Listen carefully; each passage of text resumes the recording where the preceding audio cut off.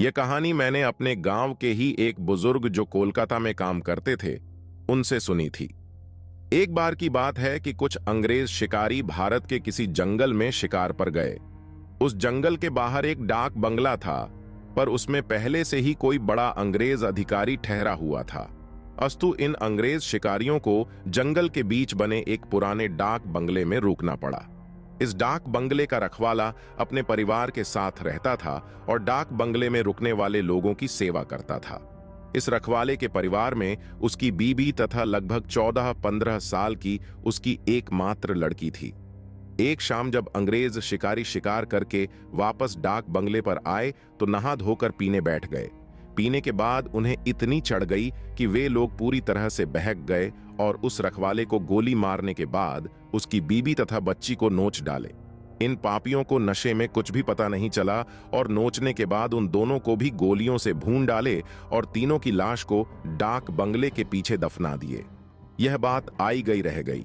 अंग्रेजों ने फिर कुछ दिन के बाद वहां कैलाश नामक एक नया सेवक रख दिया। किसी को कुछ भी पता नहीं चला कि इस पुराने डाक बंगले का पुराना सेवक और उसका परिवार कहां चला गया। एक बार की बात है कि नया सेवक कैलाश रात को गेट बंद करके सोया हुआ था। तभी अचानक उसकी नींद खुल गई क्योंकि उसे लगा कि दरवाजे पर कोई रो रहा है। उसने एक हाथ में लाठी उठाया और दूसरे में चिराग और दरवाजे पर आकर हांक लगाया, कौन है? इतनी रात गए कौन दरवाजे पर रो रहा है? उसने देखा कि एक किशोरी दरवाजे पर बैठी रो रही है। कैलाश उस किशोरी के पास गया और उसके सिर पर हाथ रखते हुए कहा कि बेटी रो मत, अंदर चल। फिर उस किशोरी के अंदर आने पर कैलाश ने उसे पीने के लिए पानी आगे बढ़ाते हुए पूछा कि बेटी तुम कौन हो और इतनी रात को अकेले इस जंगल में क्यों भटक रही हो? कैलाश की इतनी बातें सुनते ही वह किशोरी और तेज फपक पड़ी। कुछ समय तक तेज तेज रोने के बाद वह थोड़ा शांत हुई और कैलाश को बताई कि वह इस डाक बंगले के पहले सेवक की पुत्री है। फिर उसने यह भी बताया कि कैसे 4-5 अंग्रेज शिकारियों ने उसके पिता को मार डाला और उसके बाद उसके तथा उसकी मां की आबरू को नोच डाला। फिर कैसे उसकी मां तथा उसको भी गोलियों से भूनने के बाद डाक बंगले के पीछे दफना दिया।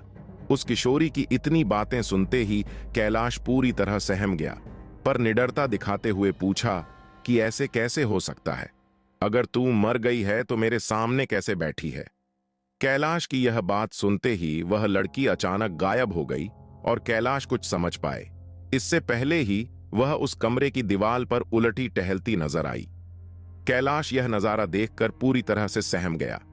फिर अचानक वह लड़की आकर कैलाश के सामने बैठते हुए बोली कि काका आप डरिए मत, मैं आपका कुछ भी बुरा नहीं करूंगी।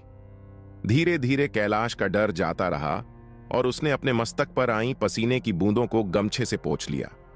फिर उसी रात को उस लड़की ने वह जगह दिखाई जहां उन तीनों को दफनाया गया था। कैलाश ने कुदाल से खोदकर उन तीनों के अस्थिपंजर को निकाला। फिर कैलाश ने उस किशोरी से वादा किया कि वह उन अंग्रेज शिकारियों के खिलाफ कोर्ट जाएगा और किशोरी को इंसाफ दिलवाकर रहेगा।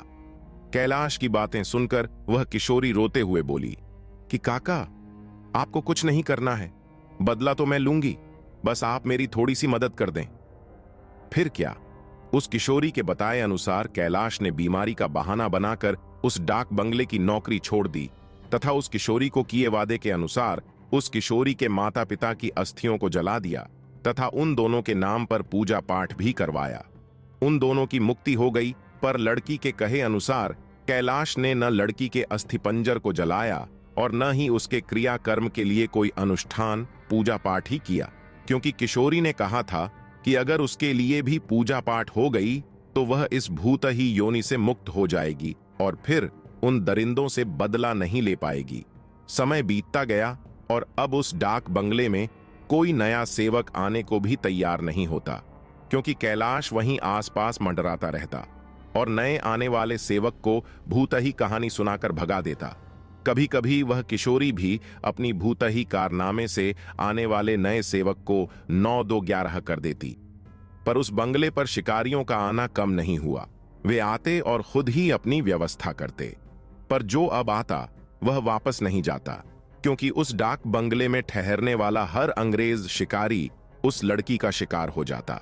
कभी कभी तो ऐसा होता कि वह लड़की किसी अंग्रेज शिकारी को अपने लटकों झटकों में फंसाकर उस डाक बंगले में लाती और रात को अपने असली रूप में आ जाती और डराकर उस अंग्रेज को मार डालती और उसका खून पी जाती। यह क्रम चलता रहा और उस डाक बंगले में मरने वाले अंग्रेज शिकारियों की मौत रहस्य ही बनी रही। अंग्रेज अधिकारियों के लाख कोशिश के बावजूद न हत्यारा पकड़ में आता और न ही मरने वाले अंग्रेज शिकारियों अधिकारियों के मौत का कारण पता चलता। धीरे धीरे यह खबर आसपास के क्षेत्रों में अंग्रेज शिकारियों आदि में फैल गई कि पुराने डाक बंगले में ठहरने वाले हर शिकारी की रात तो होती है, पर वह दूसरे दिन का सूरज नहीं देख पाता। 2-3 और वर्ष बीते और अब वह डाक बंगला खंडहर हो गया, क्योंकि अब किसी में भी हिम्मत नहीं थी कि वहां ठहरे। आखिर किसको अपनी जान की परवाह नहीं होती। पर वह किशोरी भूतनी जो अब युवती बन गई थी, उसी डाक बंगले में रहकर अपने हथियारों का इंतजार करती। दिन में उधर आने जाने वाले लोगों को उसका एहसास होता, क्योंकि वह बराबर रोती रहती पर किसी को दिखाई नहीं देती। एक बार की बात है कि वह युवा भूतनी उस जंगल में रह रहे एक युवा भूत तथा युवा भूतनी के संपर्क में आई। ये दोनों आदिवासी थे और जंगल में लकड़ी काटते समय किसी अंग्रेज शिकारी के शिकार बन गए थे। युवा भूतनी उन दोनों को लेकर शहर की ओर निकल गई। युवा भूतनी उन दोनों भूत भूतनी के साथ शहर में घूम घूम कर अपने हथियारों की तलाश करती रही। 2-3 दिन की मेहनत के बाद ही वह अपने हथियारों को पहचान ली।